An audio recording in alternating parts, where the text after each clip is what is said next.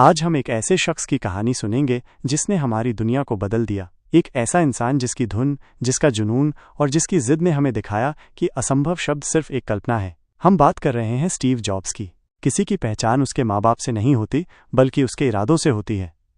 Steve का बचपन कुछ ऐसा ही था। उन्हें उनके जन्म के तुरंत बाद गोद ले लिया गया था। शायद यही वजह थी कि उनके भीतर हमेशा कुछ अलग करने, अपनी पहचान बनाने की एक गहरी चाहत थी। वो पढ़ाई में औसत थे, पर चीज़ों को गहराई से समझने की उनकी लगन बेमिसाल थी। कैलिफोर्निया के उस गैरेज में जहां उन्होंने अपने दोस्त वोजनियाक के साथ काम करना शुरू किया, वहां सिर्फ सर्किट और तार नहीं जुड़ रहे थे, बल्कि एक क्रांति की नींव रखी जा रही थी। उन्होंने कंप्यूटर को एक मशीन नहीं, बल्कि कला का एक नमूना माना। याद है आपको जब पहली बार आपने माउस इस्तेमाल किया था, या वो ग्राफिकल इंटरफेस जिसने कंप्यूटर को आम आदमी के लिए आसान बना दिया? ये सब स्टीव की यूज़र फ्रेंडली सोच का ही नतीजा था। लेकिन हर चमकती चीज़ सोना नहीं होती, और हर सफलता की कहानी में संघर्ष जरूर होता है। तुम्हारी कमजोरियां ही तुम्हारी सबसे बड़ी ताकत बन सकती हैं। स्टीव को उन्हीं की बनाई कंपनी एप्पल से निकाल दिया गया। सोचिए, जिस बच्चे ने अपने हाथों से एक पूरा साम्राज्य खड़ा किया हो, उसे वहीं से बाहर कर दिया जाए। ये उनके जीवन का सबसे बड़ा मोड़ था। इस दौरान उन्होंने NXT और पिक्सार जैसी कंपनियां बनाईं।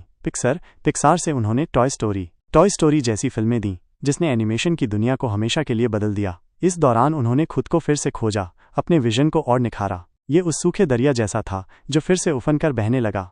और फिर एक ऐतिहासिक वापसी हुई। Stay hungry, stay foolish.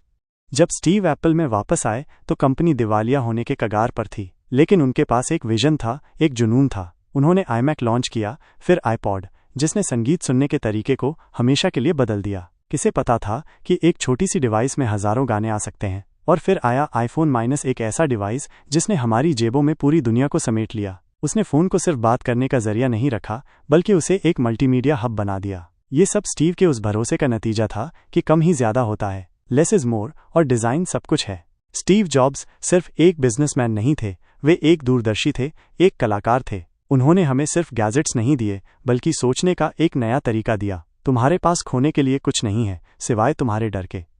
उनकी इस फिलॉसफी ने अनगिनत लोगों को अपने सपनों का पीछा करने की प्रेरणा दी। वो हमें सिखा गए कि परफेक्शन एक सफ़र है, मंजिल नहीं। उन्होंने अपने जीवन में गलतियां की, लेकिन उनसे सीखा और आगे बढ़े। उनकी कहानी हमें बताती है कि जिंदगी में मुश्किलें आएंगी, लोग आपको गिराने की कोशिश करेंगे, पर अगर आपके इरादे पक्के हैं तो आप फिर से उठ खड़े होंगे और दुनिया को अपनी धुन पर नचा देंगे। स्टीव जॉब्स ने अपनी शर्तों पर जिंदगी जी और एक ऐसी विरासत छोड़ गए जो हमेशा हमें प्रेरित करती रहेगी। अगर उनकी कहानी ने आपको इंस्पायर किया, तो हमारी अगली कहानी और भी ज़्यादा रॉ होगी। ज़रूर जुड़े रहिए।